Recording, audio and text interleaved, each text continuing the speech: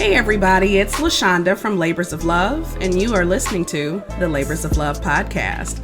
Today in the studio, I have Ronald Hummons with me. He is an author, a speaker, and he is the founder and originator of the State of Emergency on Childhood Trauma here in the state of Ohio. So welcome, Ron. Thank you. You are more than welcome. Glad you're here. So we're just going to jump in. All right. And I'm going to start this the way I always start with the guests. And I'm going to ask, what is your labor of love? My labor of love is creating a safe space for generational healing. Safe space for generational healing. Sounds like a man after my heart, right? All about, generational healing and stopping generational trauma. So talk to us a little bit about how that came to be a thing in your life. Why is it so important to you? So in my first book, Diamond, it's my story, my own trauma story. And I didn't really realize how deep, I really understand trauma, just to be honest with you, as far as the connection between, an African-American community and just, the whole outcome of your whole entire life. Until the death of my son. My son committed suicide, and that didn't really register to me as far as in connection with my own personal story until I started, taking some classes. I went to DC and got a behavior disorder certificate, and here in Cincinnati I took the first aid mental health and NAMI. So the more I started to understand mental health and trauma, that's when I understood a lot more of the circumstances of my own personal life and connection with my son, and realizing that our story was one and the same, and which was trauma based. And I knew I had to do something at that point. Yeah. No, I can relate to that. I think I've shared on here before, but I was working in a mental health agency and got sent to Columbus for a training on trauma. And this was a long time ago. A while, probably a decade or so ago. So at that point, trauma wasn't the word. You didn't hear people talking about trauma then. It wasn't new. I don't want to say new because people try to act like trauma is a new thing. Trauma is since the existence of man, right? But I was sitting in this training in this auditorium learning about trauma, and that's when I realized I had trauma, sitting in a trauma training. So it's not something that's talked about. It's not something that we're educated on. We really believe that our life is our life. Every child thinks their childhood is normal until they grow up and have something to compare it to. So I can relate to that a whole lot. When you talked about your son's death, and I'm sorry about that, what were some of the things that kind of helped you make this link between kind of the tragic end he had and trauma he had experienced with your own life? What was the thing that got that process going for you? Well, definitely the outcome. If I'm committing suicide, his death. But I want to say like our stories mirror each other. So, on the cover of my book, I'm looking into a glass and his reflection is staring back at me. But I use his baby picture as a reflection staring back at me because the rejection, the abuse, all of it, our stories are so similar. And then when I, look at, now my adult years and him in his adult years, there was really, the similarity was just, it was so obvious, because I tried to commit suicide, and I tried with everything in me to try to be successful with it. Apparently I wasn't, but, so yeah, it was really understanding that piece, just, the physical illnesses that I deal with, and just the daily struggles, and then with the, understanding how trauma affects us in the long run. Yeah, absolutely. So I frequently say I don't like to talk about trauma without talking about resilience. And it's obvious that there were some resilience factors that you had in your life that you were able to build upon to become the successful author and speaker and someone who is really pushing for generational healing to happen. What would you say were some of the resilience factors that you had in your life that allowed you to kind of be here now, even though at one point you were in a very different place in your life? Resilient factors. To be honest with you, I think that's just the way trauma wired me. Super hyper vigilant and just go. Not knowing how to stop. It became a defense mechanism for me. And no matter what, in my mind, I always knew that I knew there was always a bigger picture. You can connect it with religion, Christianity, belief, whatever. Purpose. Yeah.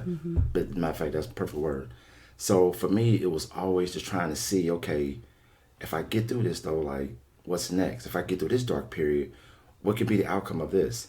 And a lot of times, it would go into a darker place. But even that, it would go into an even darker place. And then it may be more painful place. So it's like I can't, it's kind of like a race. Like, okay, what if I win this? Like, I wonder what's the award at the end. And sometimes there will be no award. It might be pain. That might be the award. And so that right there taught me a lot of resilience, because it's like, I just continue just moving forward the best way I could. No, yeah, thank you for that. So it is this whole nature of generational trauma and generational healing is it's my labor of love as well. And I think something that is important for people to understand is we have a tendency to look at our lives from the time we're born to where we are now and all of the things that have happened in that time frame and say, oh, well, that negative thing happened, which led me to have this belief. And then I started thinking like this, and then I had this behavior. And I think that's how trauma has been approached since people have been working with trauma more in the last, let's say, 10, 15 years, right? What have you gone through in your life that has contributed to how you're engaging with your environment? But what people are yet to really understand is it goes back before that, right? So it's not just from the time you're born. It actually is from the time you're in utero, because that experience impacts the child before they even get here. But we can't even start there. We have to look at how the parents, what their experiences were like, right? And then we have to look at the grandparents, and it goes down, because epigenetics is essentially the study of how genes expression passes from generation to generation. And we have to go all the way back to start realizing how we've come to, in part, be the people that we are.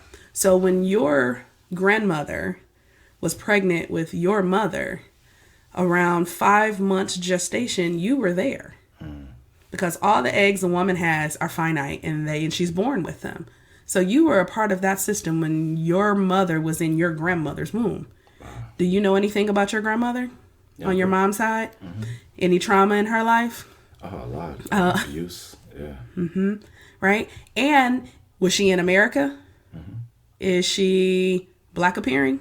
She is. Okay, well, we don't even have to get into the very specifics, because when we look for a lot of people, a lot of cultures, a lot of races in this country, the systemic oppression and trauma that we've been experiencing for decades exist. And so we have to factor all of that into the conversation when we look at a kid who's in school having behavior problems. Right? And instead of it being labeled a lack of motivation, it's delinquency, he just doesn't know how to behave, we got to understand that this child, especially if the child is a person of color, is trying to function in a system that was never created for him or her. Then we have to look at what's going on at home. And I will say that schools are trying to get better at that. It's not just what's happening in school, what's happening at home. But it just doesn't stop there. There's this whole thing. And so what I can appreciate about, creating spaces for generational healing and acknowledgement and the efforts to understand generational trauma is this stuff goes back and back and back and back. So that's good. So when you talk about creating a safe space for generational healing, in the perfect world, tell us what that would look like. In the perfect world. So, the policy that we're currently pushing, I believe that like environment plays a major role in making things creating a conducive environment for either trauma or healing.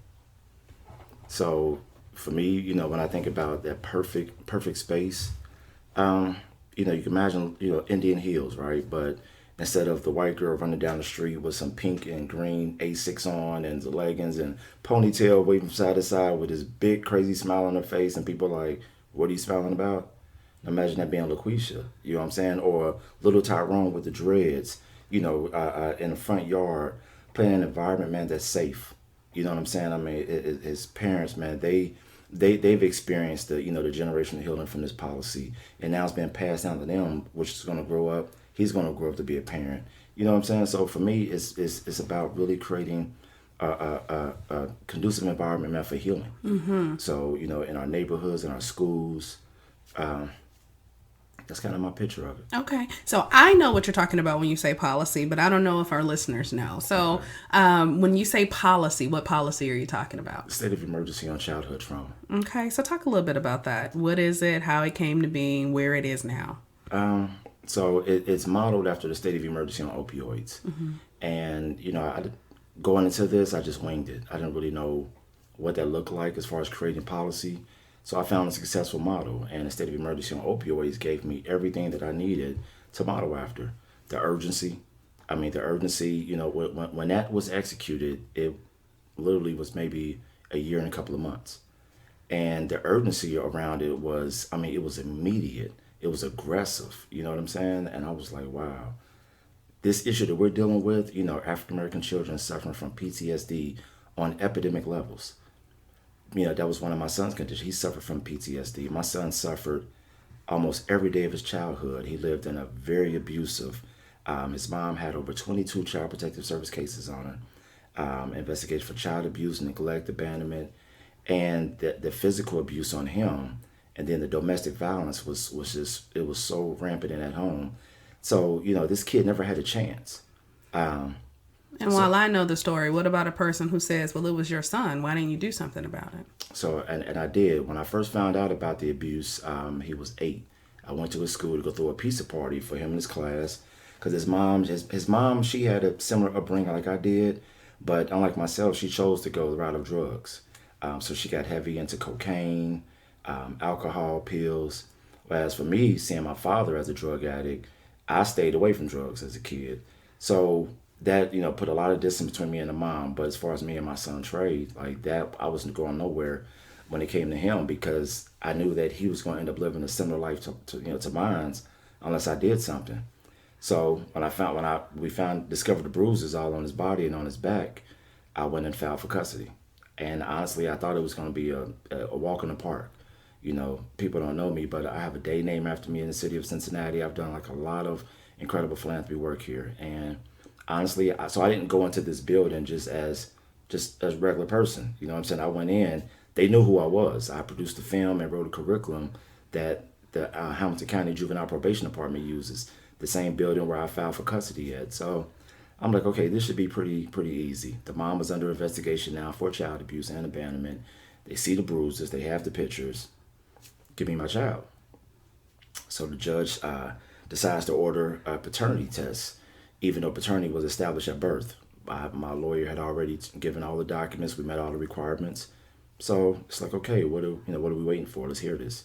He decides, well, that wasn't enough. He wanted to do a DNA test, to swab. So I was heated, but my lawyer said, Ronald, just, we're going to try to get that done this week. So that he gave us a court-ordered DNA test. Court-ordered means you better be there at this time and this day, according to this, this judgment, mm-hmm. or there'll be consequences, or there should be. Mm-hmm. So I was there. I got swabbed. The mom doesn't show up. So we go back to court, and my lawyer thought that I would get a judgment, in my favor. Like, people that file lawsuits, if the other party doesn't show up, you get a judgment. Well, the judge says, well, I'll give you another chance. So he gave her another chance, the mom another chance to show up. She didn't show up again the second time. So instead of him punishing her and her dealing with the consequences, me and my son had to deal with the consequences, and he punished us. He dismissed my petition, not only for custody, but we also filed a backup petition for visitation. I was just trying to make sure nobody can take away my rights as a father in my child's life. Well, he dismisses both petitions. So now the mom is feeling empowered, and she says, you'll never see your son again. The only way I was able to see my son was sneak into a school to go see him. The teachers would allow me to come in. The principal, she was cool with it too, because they actually wrote a letter to the judge as well and said that When I'm involved, when I'm at the school, they see a big difference, in Trey and his behavior. None of that worked. So yeah, I did everything I could to try to save him from that because I knew the route he was going, it was going to create, a space, man, for a lot of toxic behavior. And so this policy, the state of emergency on childhood trauma, how are you hoping that this legislation will impact systems and things like that so that other people don't have to kind of go through some of the similar situations you went through?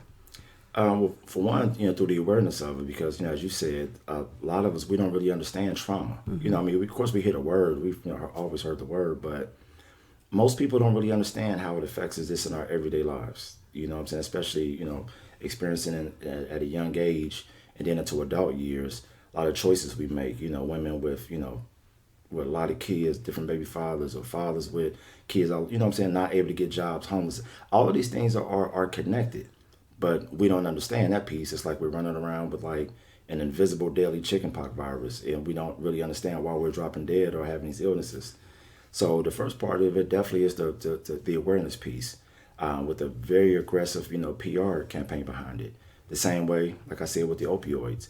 When I'm in Columbus, I mean literally there are commercials that are ran all day, and one main commercial I actually recorded it once because it just was like really irritating to me. They put these young white people up there, talked about, they suffer from opioid addiction and, now Ohio is doing something. But when you look at these kids aren't, they don't look like our kids. You know what I'm saying? But at the same time, they put an aggressive PR campaign behind it to make sure that people understand this addiction is what's impacted these kids and, the choices they make in their life. So, like I said, the PR piece, man, is major for me. And then, of course, policy. Because like I tell everybody, policy is everything. Nothing else. So, with, you and your team, man, writing the policy, that's going to really bring the therapy that's needed. You know what I'm saying? And then the environment piece definitely has to be investments in environment. Because when I run through or drive through Avondale, those faces don't look like the faces I see, in Indian Hill or in Oakley. So investments in an environment. I'm also talking with a couple of public defenders that represent juveniles. They work with the juveniles through 2020. And they want to be a part of that part of the policy where, when kids are sentenced, that those ACEs scores and those trauma experiences need to be, a part of that analysis as well. So, for me, man, it's so many different factors, and that's the reason why it's so big. Like, this is actually bigger than the state of emergency on opioids because the opioids issue, it definitely was an issue, and it was something that needed to be addressed. Addiction, but as you educated me on, you can't deal with addiction unless you deal with the trauma piece. That's it. So so I get it, but this is so much bigger because it deals directly with trauma. You know what I'm saying? And the ideas have to be big. So definitely the investment in environments. Avondale, neighborhoods like that, they make the investments in those neighborhoods when white people are ready to move in, or when businesses are ready to expand and ready to do the whole gentrification piece. And now, they want to make investments there. But when I was a kid growing up in Over the Rhine didn't have what they have on Vine Street and all, the businesses. It was none of that. There was no investments made. It was built, literally, it was conducive for creating a trauma experience. Mm-hmm. And, very intentional at that, but the environment played a major role. Mm-hmm. So very powerful work. And, whether we've explicitly stated or not, I'm a part of the work, so, I met you at a Crime Survivors for Safety and Justice rally here in Cincinnati. I heard your story and what you were trying to do. I was very moved by that, and knowing that, creating space for generational healing as well as just kind of truly helping people understand generational trauma has always been very much a part of me in recent years. And so I felt very connected to the mission. So we kind of met and tried to see what I could contribute to that. So I am a part of the State of Emergency on Childhood Trauma, as well as some wonderful trauma minds that, are in part of my tribe. And we have Dr. Andrew Seamus from the University of, or what is it? I'm purposefully flipping their name as a Michigan grad. No, the Ohio State University. So we will demonstrate that even from, a competitive rivalry standpoint, we can work together to get things done. But Dr. Andrew Seamus is part of the team, and he's rallying together people in the medical world. And I have people what call ourselves the Trauma League, fighting trauma and trying to get things done around that. So it's a really big opportunity for this state to truly understand how trauma impacts people, period, but with a specific emphasis on the African American community. And I know since I've been a part, I'm sure you have too, I've gotten some looks or some pushback or people kind of like, well, trauma impacts us all. Why are you just focusing on, the African American community? And I understand to some degree where, their apprehension is. I understand that it's rooted in this system of whiteness and racism. A lot of people who are asking me those questions don't, but just kind of as a more public record, the way I frame it is with an emphasis on, not an exclusion of. And I think the thing that's very important is while trauma is I wouldn't even say it is a human experience, but our vagus nerve and, polyvagal theory teaches us that all mammals experience kind of this input of information and this response. So yeah, it's universal in that way. But I think for me, the emphasis is that systems backed by policies which fuel worldviews and belief systems are systemically created to imprison in multiple ways people of color in this country. And I will be the first to say that the African Americans weren't the first. It was Native Americans from the very onset. And so kind of a system was created, and the results of that system and those various systems that are linked to them are evident in what we're talking about. And so our emphasis on the African American community is because they have been disproportionately impacted by these systems. Right. And when we can get people to truly understand the role that these systems have played, then we can be better educated to change the systems. Because something we've talked about is the systems are not broken, right? The systems are working exactly how they were created to work.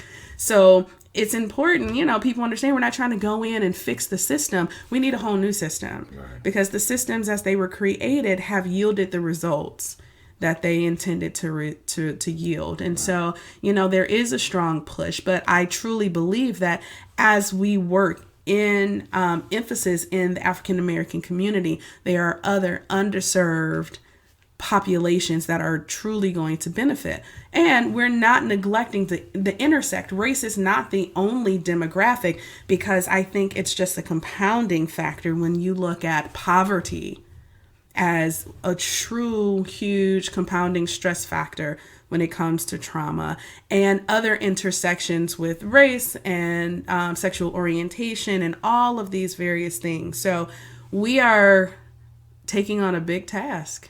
Definitely. But we have big hearts and big dreams and a lot of fight behind it. So just a pleasure to kind of be partnered in this effort to help people understand not only more about trauma, but it is a public health crisis. Right. We are in a state of emergency. I'm a big fan of kind of the analogy you use that if this disease popped up in an elementary school, in a mostly white community, and one child got it, and then the next day 3 other children got it, the first thing would be, well, what is it? First of all, what is it? How do we cure it? Where did it come from? Some rare form of chicken pox, as you call it. It would take 3 or 4. Is it the coronavirus that's happening right now? Right. People are kind of like, it's not like thousands of people are dying. Well, maybe they are.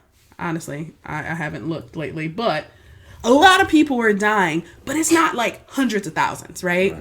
At this point. And the emphasis is, let's not let it get there. What is it? How do we contain it? How do we cure it? How do we make sure that people don't have to suffer? And yet trauma is taking out hundreds of thousands. Yeah, not more. On a very regular basis. And so this is the effort to say this is a public health crisis. This is a state of emergency. And there are people doing the work. We're not the only people. I know there are people across the state. We are dedicated to helping people understand, heal, and move beyond trauma. And so this is hopefully a way to get us more united in that effort. So it's good work. And I'm excited to be doing it with you. So I always like to give the guest a little bit more information about, or the listeners a little bit more information about my guest. So tell us a fun fact, something we may not know, another side of Ron that's not the social justice trauma warrior, which is awesome, right? But what's something else about you that, would give us a little more well-rounded view of your awesome humanity? Man, I'm a foodie. Okay. Definitely. I would travel to places just for food. Literally, I'm talking about I would take a 5-hour flight to go to a restaurant, enjoy that one piece of pie. But, okay, I'm lying.